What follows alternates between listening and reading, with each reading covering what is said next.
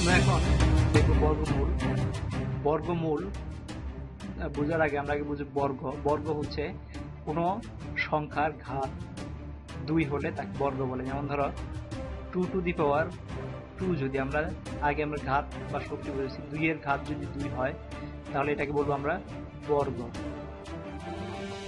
বর্গ তাহলে 2 এর বর্গ। বর্গ মানে হচ্ছে, মনে করো একটা জ্যামিতিক কথা, কোন একটা আছে, এটার দৈর্ঘ্য গুণন প্রস্থ, এই দুটো গুণন করলে এটা একটা বর্গক্ষেত্র। তোমরা আগে ইংরেজি জ্যামিতিতে হয়তো শিখেছো বর্গক্ষেত্র। এভাবে আমরা তৈরি করে নিতে পারি। 1 2 3, এখানে 3টা, এটা একটা বর্গক্ষেত্র হলো। এদিকে 3টা রো আছে, 3টা কলাম আছে। তো কোন সংখ্যার ঘাত যদি 2 হয় তাহলে বর্গ। 2 ঘাত মানে হচ্ছে 2 গুণন 2, তার মানে হচ্ছে কোন 2 গুণন 2 কোন সংখ্যাকে ওই সংখ্যা দ্বারা গুণন করলে যে ফল পাওয়া যায় সেটা হচ্ছে তার বর্গ। যেমন 3 যদি 3 গুণন 3 সমান 9, তার মানে 3 এর বর্গ হচ্ছে 9, আর 9 এর বর্গমূল হচ্ছে 3। তার মানে বর্গের মূলে কি আছে, মূলে যে সংখ্যাটা আমরা অনেক সময় বলি না, আমার ঘটনার মূলে যেতে হবে, বা গাছের মূল। মনে করো একটা গাছ আছে, গাছের একটা মূল আছে, গাছ মাটির নিচে একটা মূল আছে, যেটার উপর ভিত্তি করে এই গাছটা দাঁড়িয়ে আছে। তো এই মূলটাই হচ্ছে আমাদের বের করতে হবে। এখানে বর্গমূল, বর্গ মানে হচ্ছে 2 ঘাত। এই বর্গ, এটা যদি বর্গ হয় এটার মূল কি, মূল হচ্ছে 3। বা যদি বলো 6 গুণন 6, কোনো সংখ্যাকে ওই সংখ্যা দ্বারা গুণন করলে যেটা হয় ওইটা ওই সংখ্যার বর্গ হয়। 6 গুণন 6 36, এটা হচ্ছে বর্গ, আর এটা বর্গমূল হচ্ছে 6। তো আমরা যদি দেখি, আমরা যদি আরো কিছু জিনিস দেখি, যেমন ধরো আমরা যদি লিখি 1 যদি হয়, 1 এর বর্গ কত হবে 1, 1 এর সাথে 1 গুণ করলে 1, 2 এর বর্গ কত 4, 3 এর বর্গ কত, 3 এর বর্গ হচ্ছে 9, 4 এর বর্গ কত 16, 5 এর বর্গ 25, 6 এর বর্গ 36, 7 এর বর্গ 49, 8 এর বর্গ 8 8 64, 9 এর বর্গ 81, 10 এর বর্গ 100, 11 এর বর্গ 121, 12 এর বর্গ 144, 13 এর বর্গ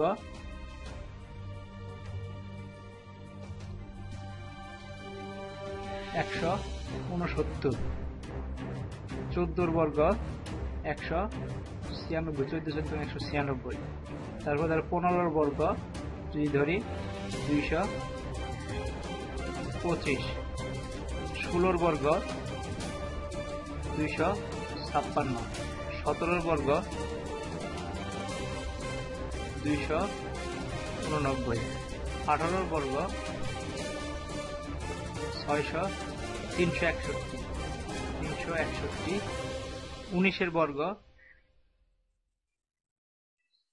না, 18 বর্গ হচ্ছে 324,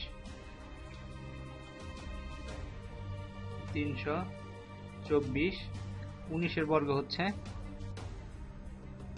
361, 20 এর বর্গ হচ্ছে 400, বা যদি বলে 21 এর বর্গ হচ্ছে 441।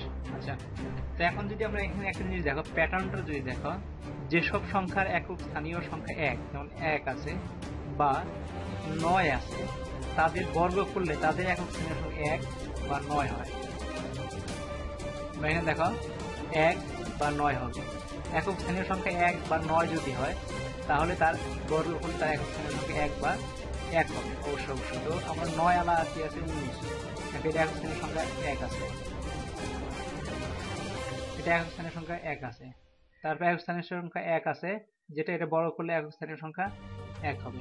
তারপর যদি 2 অথবা 8 হয়, কোনো যেটার বর্গ করতেছে তার একক স্থানীয় সংখ্যা যদি 2 বা 8 হয়, যেমন এইখানে যদি তাই হয় তাহলে তার একক স্থানীয় সংখ্যা 4 হবে, 4 4 4, বা কোনো কারোর একক স্থানীয় সংখ্যা 3 বা 7 হয়, তাকে বর্গ করলে তার বর্গফল যেটা হবে সেটার একক স্থানীয় সংখ্যা 9 হবে। 7 9 17, এই 9। যদি কারো বর্গ সংখ্যা যদি 4 হয়, একক স্থানীয় সংখ্যা 4 আর 6 হয়, তাহলে তাদের বর্গ সংখ্যা হবে, এটা 14 যদি ধরি, 16 যদি ধরি, একক স্থানীয় সংখ্যা হবে 6। তার মানে এই যে 6, এই যে 6, এই যে 6 হবে।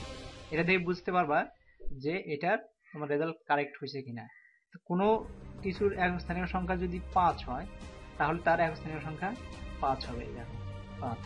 যদি 0 হয়, তার একক স্থানীয় সংখ্যা 0 হবে, বা একটা 0 হলে 2টা 0 হবে, একটা 0 হলে 2টা 0 হবে, মনে রাখতে হবে। অথবা তার মানে হচ্ছে তোমার কোনো একক স্থানীয় সংখ্যা যদি 0 1 4 5